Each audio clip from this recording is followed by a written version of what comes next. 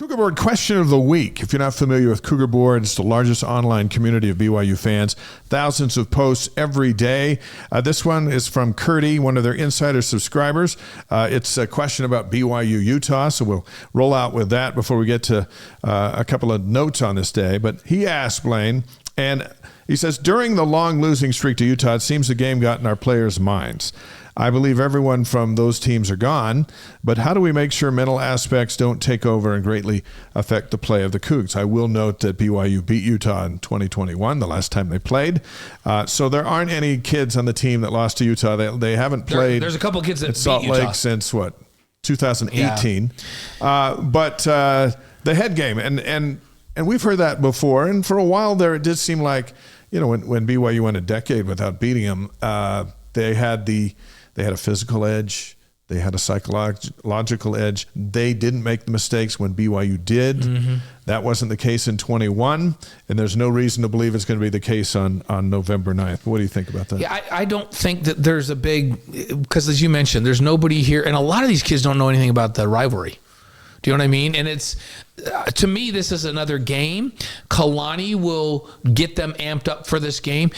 BYU's not going to have a hard time getting up because there's so much on the line for their season right now. At 8-0, ranked in the top 10, chance to play in the college football playoff. Believe me, their preparation will be meticulous. Their being up for the game will be unquestioned. And here's what I love. I feel like this is a team that you got to come out of the gates and start fast. These last couple of games, they've just jumped on teams and been ready to play, even in the day. Yeah. Right? Now the Vampire Cougars will be out for that 8:15. It is a night game. And so I just don't think that that's going to be a big issue this time. They haven't played them enough. The kids don't have enough history with them. The last time they played, they won. And Utah comes in reeling a little bit. They may feel like this is their Super Bowl. They can ruin BYU's season.